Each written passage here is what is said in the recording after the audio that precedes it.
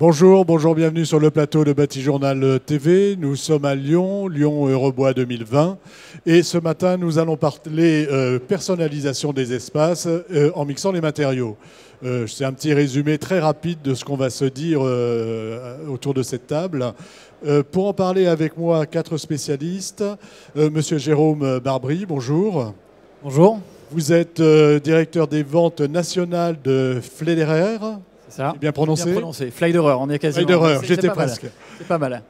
Présentez-nous la société. Alors Flyderer, donc nous sommes fabricants de panneaux, de particules, panneaux mélaminés et stratifiés, entre autres, en tout cas pour le sujet qui nous concerne aujourd'hui. Donc une dizaine d'usines en Europe. Pour avoir un petit chiffre, c'est à peu près 150 camions qui partent tous les jours en panneaux de notre groupe. Et donc on a implanté en France à travers un réseau de distribution, mais aussi un industriel, pour apporter des solutions décoratives sur le marché français. Voilà. À côté de vous, Margot Huclade, bonjour. Bonjour. Vous êtes responsable des ventes Grand Est, si j'ai bien compris, de chez Reo. Réo, ouais, tout Reo. à fait. On n'est pas loin. On n'est pas loin, vous voyez, bon, chacun son tour. Hein. Tout à fait. Donc oui, je suis responsable en fait commercial sur la zone du Grand Est et responsable produit pour la division meubles en France. La société Réo en fait est un transformateur de polymères dans plein de domaines différents, donc que ce soit l'automobile, le bâtiment, dans le chauffage et donc le meuble également. Et dans le meuble, en fait, on est spécialisé sur tout ce qui est bande de champs, panneaux de façade et également système de rideaux d'armoire. Je vais essayer de ne pas me tromper dans le nom des sociétés. Monsieur Joël Goyer, bonjour. Bonjour. Vous êtes designer et vous avez 2 sociétés, ou vous intervenez dans 2 sociétés, c'est MSA France et SFL. Oui, c'est ça, c'est exact. Je suis designer intégré dans 2 sociétés, MSA France et SFL.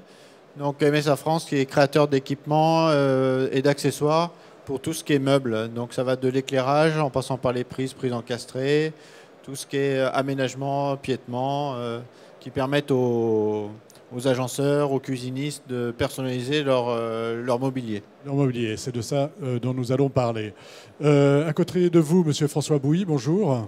Bonjour. Vous êtes co-dirigeant de LMC.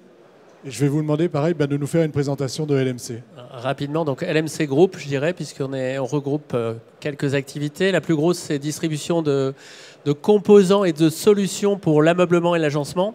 Et quand je dis solutions, forcément, c'est solutions sur mesure. Et je crois que ça va être le thème de cet échange. Et nous, on est présents donc en France, au Benelux et en Allemagne depuis 2 ans maintenant. Voilà. Donc je vais m'adresser aux designers pour commencer. Je voudrais que vous nous plantiez un petit peu le décor et que vous nous disiez aujourd'hui quelle est la tendance, quelles sont les tendances en termes de personnalisation. Et évidemment, cette personnalisation, si j'ai bien compris, elle se fait un peu en mixant les différents matériaux, en mixant les différentes solutions qui s'offrent à vous. Comment ça marche ?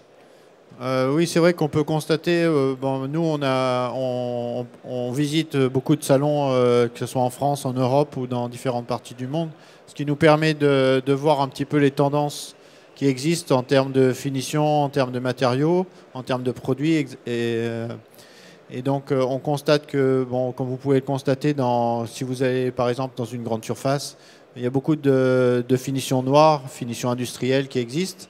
Et après, on vient personnaliser souvent cette finition noire avec d'autres types de matériaux. Ça peut être associé avec du cuivre, associé avec du chrome, pour donner un effet un peu plus haut de gamme au produit, un effet un peu plus qualitatif.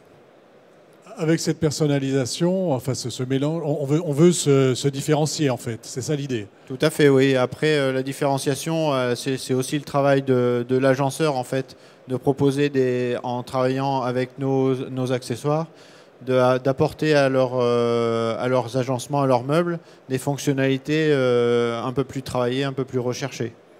Alors ça se fait d'abord sur le produit, c'est ça, et ensuite ça se fait avec l'agenceur. Oui, tout à fait, oui. Enfin, les produits, parce que par exemple SFL et MSA créent leurs propres produits, donc ça permet à nos clients de se différencier. Et après, la mise en œuvre du produit dans le meuble permet aussi une différenciation. Alors, sur ce décor, on va dire, est-ce que vous êtes d'accord ou est-ce que vous voulez compléter, par exemple Oui, je suis assez d'accord. Aujourd'hui, les exigences sont toujours plus élevées en fait, et la personnalisation va passer surtout sur les projets en fait, avec des produits maintenant sur mesure. Nous, par exemple, sur nos produits, on remarque qu'il y a surtout une tendance sur des produits mat. Je pense que Flyder aussi remarque la même tendance, notamment sur leur gamme. On voit qu'ils sortent de plus en plus de finitions en mat en fait. Donc, est-ce que j'ai raison ? Oui, en effet. Alors, je reprends sur le thème juste avant. On s'appuie sur des designers quasiment tous les ans pour sortir des cahiers de tendance. Ça, c'est la première des choses, en effet. On parlait de personnalisation exactement.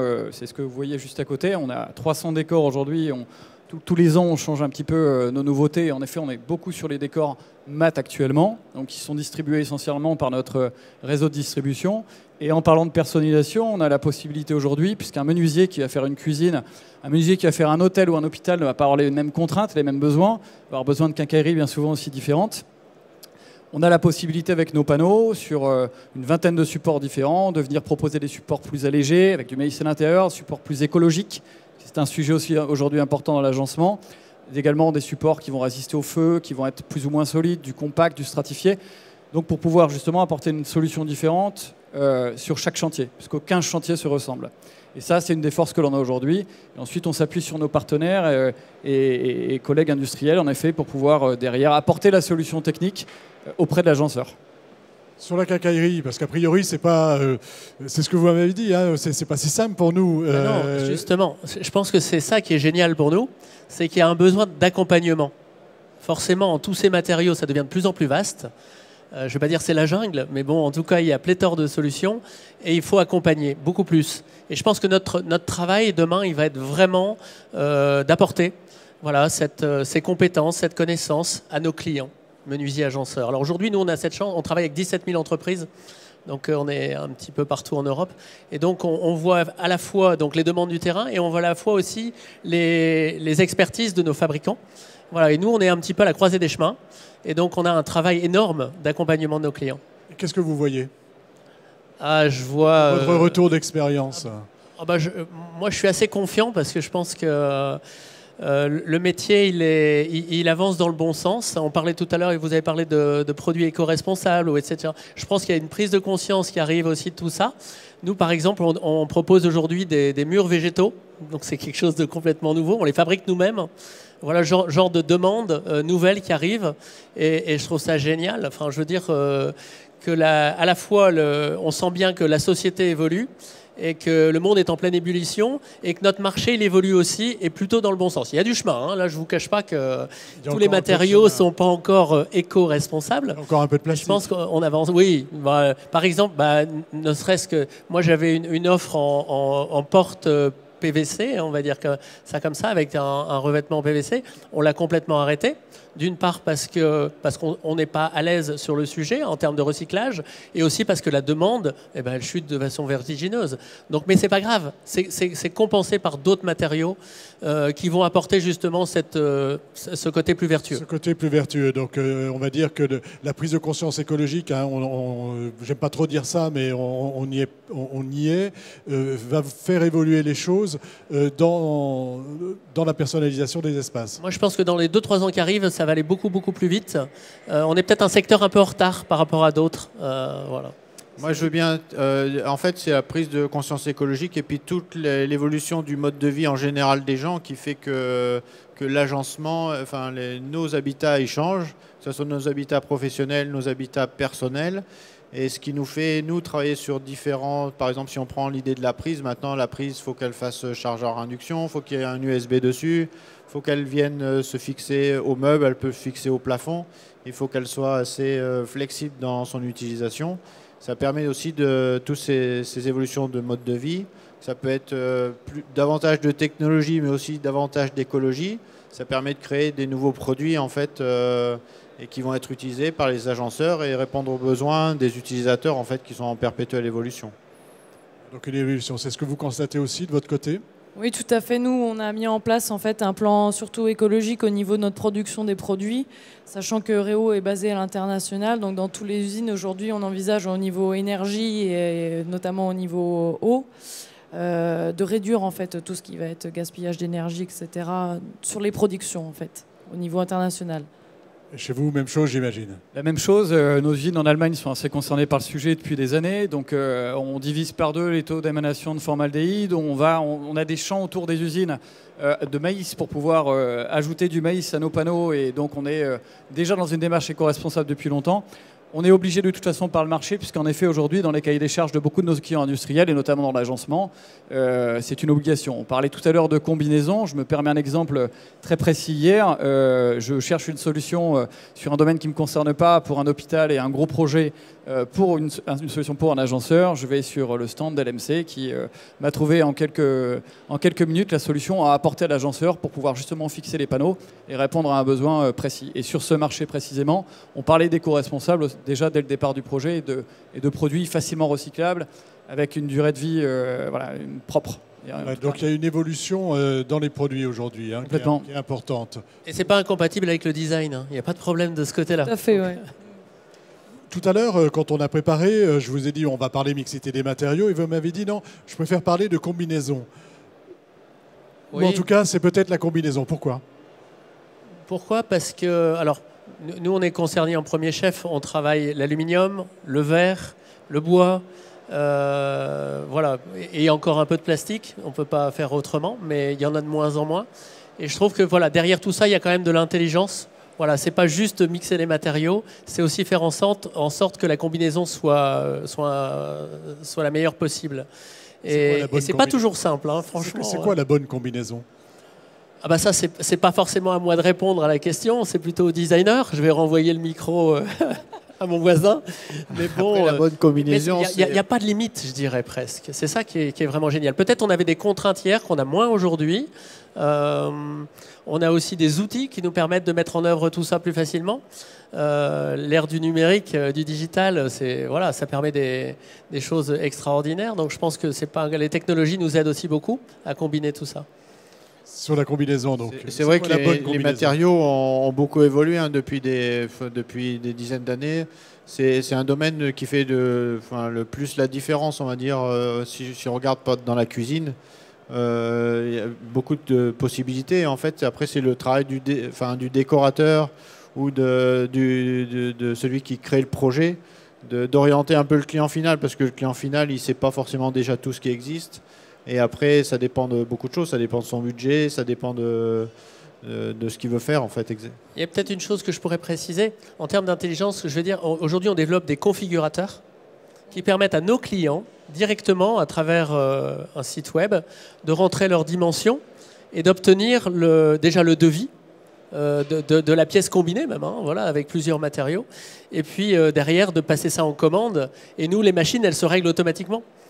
C'est ça la technologie permet d'aller plus loin, on va dire. C'est des choses que vous constatez également et vous vouliez peut-être ajouter quelque chose aussi par rapport Exactement, à ce nous on essaie de pousser aussi la personnalisation parce que chaque projet en fait aujourd'hui est unique puisqu'on a une diversité des gammes en fait chez chaque fournisseur en fait. Donc nous on a aussi un logiciel en fait où on peut créer en fait une cuisine avec des panneaux de façade, tout sur mesure, et on essaie surtout d'agrandir nos gammes au niveau des décors pour qu'aujourd'hui chaque projet en fait soit différent. En fait, la standardisation en fait des projets aujourd'hui n'est plus.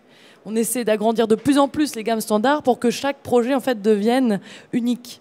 Et les nouvelles technologies vous le permettent? Oui, tout à fait. Surtout au niveau digital. On a aussi, on a un logiciel sur mesure, par exemple, pour nos panneaux de façade, mais aussi pour les systèmes de rideaux d'armoire, où là, on n'est plus obligé d'avoir les cotes standards. Chacun rentre ses cotes et on a son propre projet, quoi. Voilà, sa propre identité. Tout à fait. Je vais pousser à l'extrême ce côté personnalisation, puisqu'on parlait tout à l'heure d'une gamme de 300 décors mixés sur plein de supports. On peut, même aujourd'hui, sur un projet quelconque, aller jusqu'à créer le décor. C'est-à-dire que moi, un designer, un architecte va m'envoyer une photo numérique. On va produire un panneau mélaminé ou un stratifié ou un compact avec cette signature qui sera donc unique pour le designer mais unique pour le client final, soit pour une cuisine ou un hôpital. Donc pour vous dire à quel point aujourd'hui on peut aller dans des solutions uniques. Plan économique, ça c'est réalisable pour le designer, enfin pour l'architecte après ou le... Alors économiquement c'est réalisable parce que comme tout produit, en fait plus les produits se démocratisent, plus les outils aussi sont optimisés, et aujourd'hui c'est des produits qui sont tout à fait abordables. Alors généralement c'est une petite touche touche, une signature sur un chantier, et ça n'est pas forcément tout le chantier qui est comme ça permet des combinaisons. Mais pour un hôpital dont on parlait tout à l'heure, par exemple, ça peut être 300 ou 400 panneaux dans les chambres qui vont être des panneaux qu'on retrouvera dans aucun autre hôpital, pour le coup, en France ou ailleurs. Parce que ça sera sorti de la tête d'un designer. Voilà. Tout à fait. Nous, on a un peu le même phénomène, notamment sur les bandes d'enchant, en fait, où on a une grosse gamme standard qu'on agrandit chaque année, mais on essaie justement de se caler en fait avec toutes les gammes des fabricants de panneaux pour aujourd'hui avoir la bande de champ unique. Même si elle n'est pas dans notre gamme standard, eh ben, c'est pas grave, on va la contre-typer pour qu'il y ait toujours la correspondance entre le panneau et la bande de champ pour que chaque projet soit vraiment unique. Oui, j'ai envie d'ajouter, j'ai mal répondu à votre première question, alors je vais revenir dessus. Vous m'aviez demandé, mais comment on fait en fait pour travailler ça conjointement avec nos agenceurs? Eh ben, on est vraiment dans la co-construction aujourd'hui, de plus en plus. Enfin, à mon avis, il y a encore des progrès à faire, mais on est vraiment beaucoup plus proche de nos clients, on les écoute. On organise des temps d'échange, des lieux d'expérimentation ensemble. Nous, on a créé un lieu qui s'appelle Module. Il y en a 4 aujourd'hui, il y en a un 4e qui est en construction. Et ce sont des lieux de partage avec les architectes, avec les agenceurs, où on se retrouve justement pour échanger sur les tendances de fond, sur qu'est-ce qu'ils attendent exactement de nous, dans quoi on doit aller plus loin, etc. Et ça, c'est hyper précieux. C'est de mieux partager, de partir plus de l'équipementier vers le client et pas plutôt le client qui vient vers vous. Je dis ça parce que on vient de parler de ça, d'un projet qui a été fait par l'ameublement français, qui va dans ce sens-là, où on est parti des équipementiers pour créer un projet.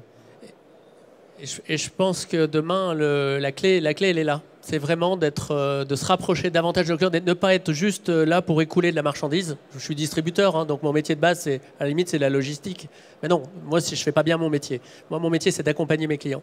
Oui, moi, je veux revenir là-dessus. C'est vrai que écouter les clients et travailler de plus proche de l'utilisateur, ça, c'est des choses qui permettent de faire remonter des besoins, en fait, et qui permettent de développer des nouveaux produits. Par exemple, nous, quand on travaille sur des nouveaux produits, on fait toujours des tests. On fait des tests de prototypes sur des salons, ce qui permet de valider soit des coloris, soit des nouveaux concepts de produits. Et on voit tout de suite par rapport à l'accueil client si on lance le produit ou si on le met de côté, en fait. Le partage avec le client final, l'utilisateur, est un point clé pour développer des produits et des solutions qui répondent à un vrai besoin, en fait. Voilà, il faut arriver à faire coller la demande, mais ça, c'est la base de votre métier, je pense. Exactement. Vous voulez ajouter quelque chose sur ce point-là avant qu'on passe à la suite? À la suite, ce que je voudrais vous demander, à chacun d'entre vous, c'est de me donner un exemple, de nous donner un exemple de cette personnalisation possible avec une combinaison de matériaux, quelque chose qui vous vient à l'esprit. Alors, je ne sais pas qui veut commencer. Vous m'avez parlé tout à l'heure de luminaires où on agrégeait les matériaux. Oui, par exemple, on peut commencer par là. Oui, donc on a créé une suspension en fait qui est une suspension éclairante qui cache une prise à l'intérieur. Et sur ce produit, on a différentes matières qui sont du plastique et du métal. Et après, on a travaillé sur l'aspect tactile du produit parce que c'est un produit qu'il faut qu'on prenne en main. Donc on a un toucher soft avec du noir mat et après des parties métalliques qui sont soit chrome noir, soit cuivre mat, soit blanc mat, qui permettent d'offrir une gamme un peu plus large au produit. Voilà, donc là on a mixé combien de matériaux? Je ne les ai pas comptés, j'aurais dû, mais... Bon, en termes de matériaux, on va dire qu'on est à deux, sans rentrer dans les détails. Ouais. Et après, en prenant en compte les couleurs, on s'en fait 4 de plus, quoi. Alors je vais rebondir justement dessus, puisqu'on parlait de maths à l'instant. Je vous ai cité un exemple de projet tout à l'heure où on a pu travailler ensemble, en effet, puisque derrière ce projet d'hôpital, il y avait en effet un architecte, et puis il y a LMC qui nous a aidés également sur la partie quincaillerie. Mais un autre exemple par rapport au décor noir mat, et notre travail en commun, c'est qu'on a des partenaires, en effet, comme Réo, qui sont capables de nous fournir les bandes de champ et de s'adapter à nos nouveaux décors, c'est ce qu'on disait à l'instant. Et puis derrière, sur ces décors-là, qui peuvent, étant laqués, avoir un usinage différent et en fonction des supports MDF agglomérés que l'on peut proposer, on a besoin aussi de nos partenaires de l'autre côté pour nous conseiller les inserts les plus adaptés pour ce type de produit. Un projet en effet juste derrière là, qui est en train de se faire par les compagnons du devoir avec nos panneaux. Voilà, c'est le projet dont on a parlé tout à l'heure. Oui, tout à fait. Où là, on avait les panneaux Fly derrière justement avec les bandes de chant qui étaient exactement similaires en fait aux panneaux. Donnez-nous un exemple donc, de mixité. Alors nous, par exemple, ou de combinaison, oui, et en tout cas de personnalisation. Au niveau de la personnalisation, on a sorti en fait un nouveau produit en fait qui s'appelle Rovisio Crystal Slim. En fait, le but de ce produit-là, c'est d'avoir un panneau qui fait 4 mm d'épaisseur et qui peut être utilisé pour la crédence, pour des parois de douche. On a plein de décors différents, des coloris unis, des décors un peu marbre, du cuivre martelé, etc. Toujours en finition, soit haute brillance, avec vraiment un aspect vert, sans les inconvénients du verre, puisque ça se travaille avec des outils de menuiserie traditionnels.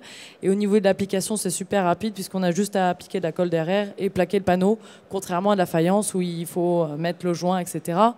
Et voilà, il y a une vraie personnalisation avec ce produit-là, puisqu'on peut très bien l'utiliser en crédence dans la cuisine que dans la salle de bain. Voilà. Et on essaie de surtout diversifier les décors en retournant aujourd'hui sur des décors naturels. J'ai l'impression que aujourd'hui, c'est ce qui se fait le plus, de retourner sur des produits bruts. Produits bruts. Tout à fait. Ce qui est bien, c'est qu'avec le bois, on a un produit brut. Oui, tout à fait. On est à Eurobois. Allez-y. Alors, moi, comme exemple, je vais juste vous donner... on est parti d'un un vrai exemple de co-construction aussi. On est parti d'un phénomène qui est maintenant bien ancré dans la société, c'est le phénomène d'urbanisation, où on se regroupe dans les villes et c'est pas prêt de s'arrêter. Les logements coûtent de plus en plus cher et donc il faut qu'ils soient le plus intelligents possible. Ils sont de plus en plus petits. Petits, exactement. Et donc sur notre stand, on a un appartement de 28 mètres carrés où on a mixé effectivement plein de matériaux différents, plein d'idées nouvelles, plein de concepts. Et en fait, on s'est inspiré de nos fournisseurs, on les a fait travailler aussi, et notamment Bloom, hein, pour ne pas le citer, et puis aussi des clients qui nous ont aidés à imaginer ce qu'on pouvait faire dans 28 mètres carrés, à la fois avec des matériaux intelligents, à la fois avec des solutions sur mesure. Et je vous invite vraiment à les voir parce que le résultat, il est détonnant. C'est incroyable. Voilà. En quoi c'est incroyable? C'est l'espace parce que je pense que, alors on a appelé ça inspiration, parce que c'est vraiment, là pour le coup, je pense qu'il y a beaucoup d'agenceurs qui ont la visite dure un quart d'heure, hein, parce qu'il y a tellement de choses à dire. Et en fait, on se dit, mais c'est pas limité. Maintenant, c'est à vous d'amener aussi votre supplément d'âme, je dirais. Voilà, et donc, mais par contre, ça les inspire, ça leur dit, bah oui, bien sûr, la quincaillerie, d'habitude, j'utilise celle-là dans la cuisine, mais au fond, je peux la détourner et encore faire autre chose. Ou tel matériau, j'avais pas pensé que je pouvais faire ça avec ça. C'est ça qui est génial. Donc, en fait, notre métier devient vraiment, quelque part, apporteur d'idées aussi, et pas uniquement distributeur de quincaillerie en tant que logisticien. Voilà, on va un peu plus loin. Je vais vous demander à chacun une petite conclusion sur ces aspects mixité. Comment vous voyez la suite? Comment vous voyez les choses évoluer? On en a déjà pas mal parlé, mais il y a le digital, il y a l'aspect matériaux plus respectueux de l'environnement. Dites-moi un petit peu comment vous voyez l'avenir. Personne ne veut se lancer. Moi, je vais mouiller. Aujourd'hui, je pense que les exigences vont ne faire que croître, en fait. Donc, au niveau des gammes standards des fournisseurs, il va falloir encore diversifier, encore pousser en fait les décors, les coloris, les finitions pour qu'aujourd'hui, même dans des gammes standards, on arrive à avoir des projets personnalisés. Donc, ça va être ça et surtout d'avoir des matériaux, on va dire, intelligents, de pouvoir avoir des matériaux simples d'utilisation, pour avoir un gain de temps, une facilité au niveau du travail, etc. Je pense que ça va être surtout ça. Et les tendances, au niveau des tendances, ça va être surtout tout ce qui va être décor brut, comme on en parlait, dans les coupes de bois, des effets cuivre, etc. En dehors de l'aspect produit en lui-même, hein, qui va continuer à évoluer en effet par rapport aux besoins du marché et à cette personnalisation dont on parlait, je pense et je retiens, je viendrai faire un tour tout à l'heure derrière sur le stand, mais on va de plus en plus finalement parler uniquement de solutions. C'est-à-dire que nous sommes des apporteurs de solutions et les solutions vont évoluer avec la société. Donc on ne sait pas vraiment comment elle va évoluer, même si on voit des empreintes plus marquées sur l'écologie, mais... Oui. Notre travail à nous, c'est d'apporter des solutions. Donc d'être à l'écoute et de trouver les solutions, c'est là-dessus qu'on va s'orienter. Il y a quelques années en arrière, un industriel imposait ses solutions. Aujourd'hui, ça s'est renversé, c'est le marché qui nous impose, c'est la clientèle finale. Il est là l'avenir réellement, à mon sens. J'ai juste envie d'apporter des solutions simples, accessibles. C'est pas juste parce que le monde est complexe, hein, ça c'est clair, et ça devient effectivement les normes, etc. Donc il faut qu'on les rende accessibles, ces solutions. Voilà. Rendre accessible des solutions simples dans un monde complexe. Oui, et puis vous avez le mot de la fin. Trouver le juste équilibre entre industrialiser industrialiser un produit et le personnaliser, parce que en fait, c'est deux choses qui sont un peu complexes à gérer au niveau industriel. On a besoin du produit industriel, mais on a besoin de le personnaliser. C'est ça. Tout à fait, oui. C'est le grand défi aujourd'hui à l'échelle industrielle, en fait. C'est qu'en tant qu'industriel, il faut savoir répondre aux problématiques, aux exigences, mais avec cette échelle industrielle, justement. Donc, c'est ce qui va être de plus en plus compliqué, je pense, à l'avenir. Voilà, et intéressant pour vous. Et passionnant. Tout à fait, c'est plein de défis. Merci d'être venu sur le plateau donc, de Bâti-Journal TV pour nous parler de personnalisation des espaces, des matériaux, de tout ce qu'on veut, en fait. Une émission à retrouver sur Bâti-Journal TV et sur les sites de nos partenaires, Eurobois 2020 bien sûr et France Bois Forêt. Merci à vous d'être venus jusque-là.